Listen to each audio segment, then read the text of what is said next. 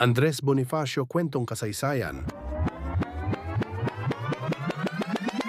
Kwentong kasaysayan. Si Andres Bonifacio y de Castro ay isinilang noong Nobyembre 30, 1863 sa Tondo, Maynila.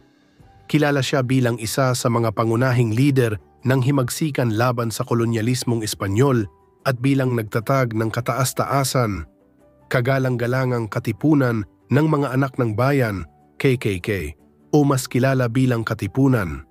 Lumaki si Bonifacio sa isang pamilyang maralita dahil sa pagpanaw ng kaniyang mga magulang noong siya'y kabataan pa lamang. Napilitan siyang huminto sa pag-aaral at maghanap buhay upang suportahan ang kaniyang mga nakababatang kapatid.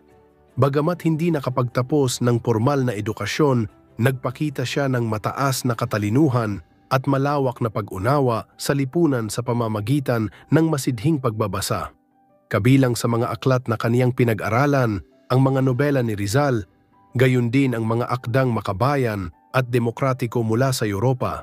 Noong Hulyo 7, 1872, matapos ipinatapon si Jose Rizal sa dapitan, itinatag ni Bonifacio at ng kaniyang mga kasamahan ang Katipunan, isang lihim na samahang naglalayong palayain ang Pilipinas mula sa pananakop ng Espanya sa pamamagitan ng armadong paghihimagsik. Binigyang diin ng Katipunan ang pagkakapantay-pantay, pagkamakabayan at pagkakaisa ng mga Pilipino. Dahil sa kaniyang talino sa pamumuno at katapangan, mabilis na umangat si Bonifacio at humalili bilang supremo ng samahan.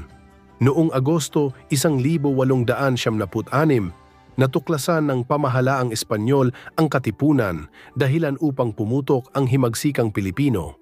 Si Bonifacio ang nanguna sa mga unang yugto ng rebolusyon, kabilang ang makasaysayang sigaw ng Balintawak o sigaw ng Pugadlawin na nagpasiklab sa pagkakaisa ng mga rebolusyonaryo.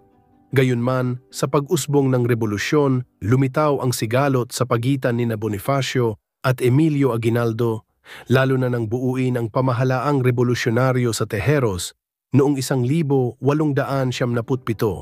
Sa kontrobersyal na halalan, nahalal si Aguinaldo bilang Pangulo at tinangka namang iluklok si Bonifacio sa mas mababang posisyon. Hindi tinanggap ito ni Bonifacio dahil sa mga irregularidad at kalaunan ay inakusahan siya ng paghihimagsik laban sa bagong pamahalaan. Noong Mayo 10, 1877, si Andres Bonifacio at ang kaniyang kapatid na si Procopio ay binawian ng buhay sa utos ng pamahalaang rebolusyonaryo sa Cavite. Isang pangyayaring hanggang ngayon ay patuloy na pinag-uusapan at pinaglilinawan ng mga historiador. Sa kabila ng kaniyang maagang pagkamatay, nananatiling buhay ang pamana ni Bonifacio. Kinilala siya bilang sagisag ng katapangan, pagkamakabayan at paninindigan para sa kalayaan.